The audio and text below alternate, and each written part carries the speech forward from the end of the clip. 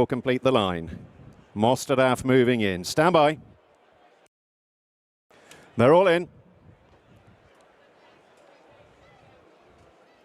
They're off. The four superstars break from the stalls. Nashwa in no great haste restrained. The Foxes drops out in last place, and Mostahdaf bounces out with an advantage of a couple of lengths, leading Paddington through the first furlong of the £1 million Group 1 Judmont International.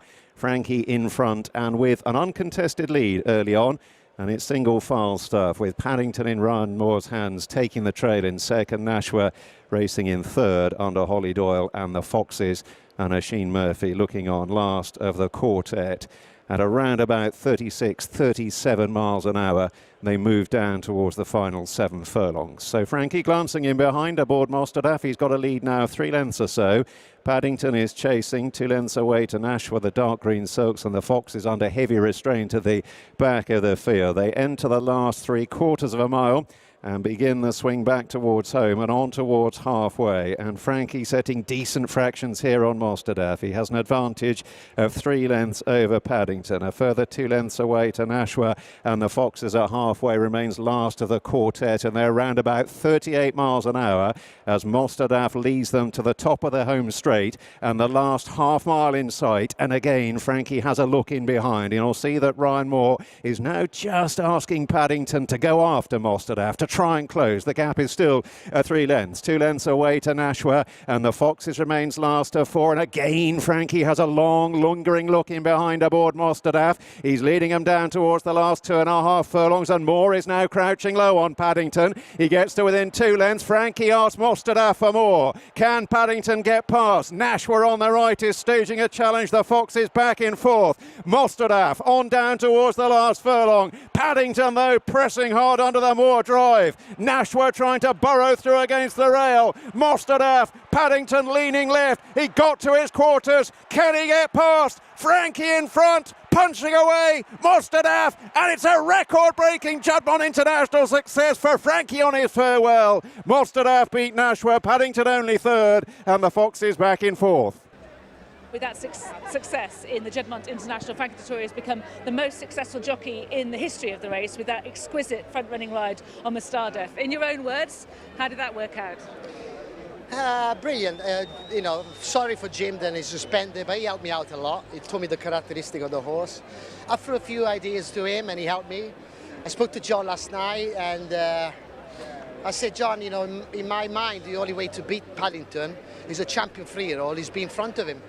Because we give him £7, and if we're behind him, we're never going to get past him. So he jumped brilliant.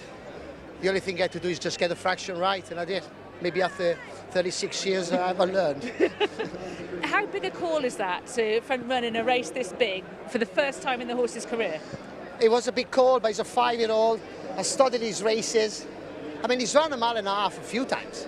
And until the last furlong, it was a good second to the Equinox. The only thing, when you try something like that, they don't get lost in front.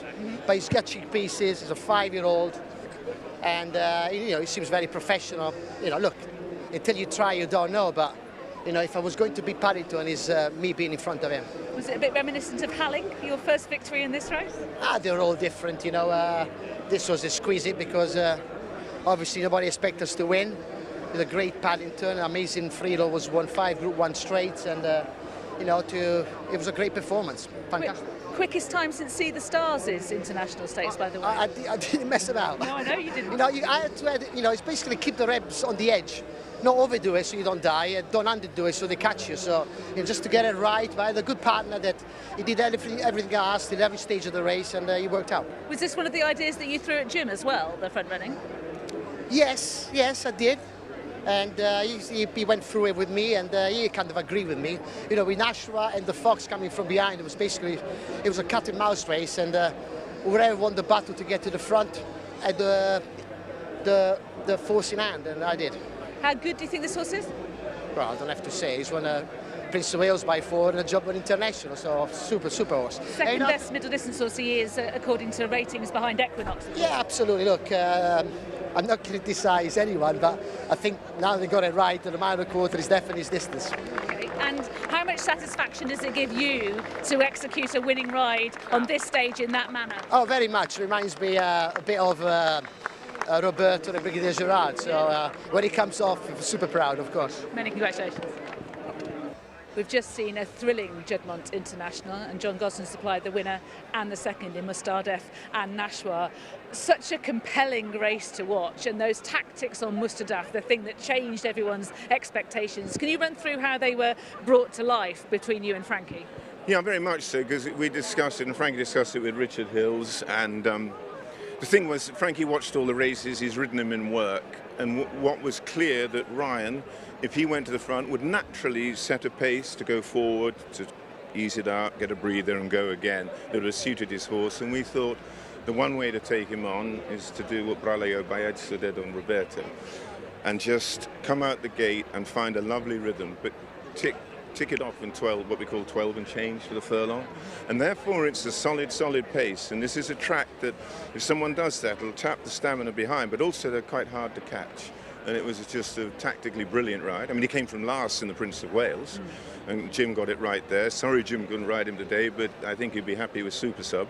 And no, it was a brave horse and a great performance. So he's done it all ways, you know.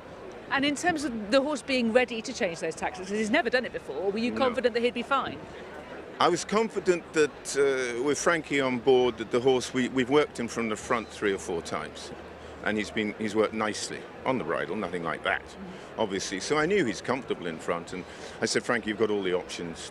And you never tell a top jockey in any race, let alone a small field, what to do. You give them a blank canvas. And that's where they can express themselves, feel the horse and do what they think's right. And this horse is beginning to define himself, isn't he, in terms of what he is. That strongly run, 10 furlongs, fast ground, when he's fresh. He is quite brilliant at that. Yes, absolutely. He showed that in Saudi Arabia. He'd always shown us glimpses before. And look, in fairness, I was stupid. I went around him in heavy ground at Longshore. You're lucky he survived that, you know. And the ground has gone against him a few times, but some horses reach their absolute zenith at certain points. He was a good 3-year-old, good 4-year-old, but he's excellent now. And where now? Good question. See how he is. Give it 10 days. Let the horse tell us. We'll discuss it. You know, you've got Irish champions, you've got Breeders' Cups. I worry that Champions Day, which I think is a fabulous day's racing, is often in soft ground, but then I worry the same thing for Longshore. Very quick last word on Nashwa, a brilliant second. Yeah, look, it went wrong in the Nassau, got a long way back off, no pace and sticky ground, hard to make up that ground. And it's a little frustrating for us all. I didn't want to go to Deauville in that not very nice ground in the Romane on Sunday. I said, let's run here. Imad Al-Sagar, the owner and breeder, was very game. He said, we must support the racing, we're going to run here. And she's shown a class today. Brilliant run to be second. She really has. Well, many congratulations. Such a superb race that you and Frankie were the architects of. Well done. Thank you. Thank you.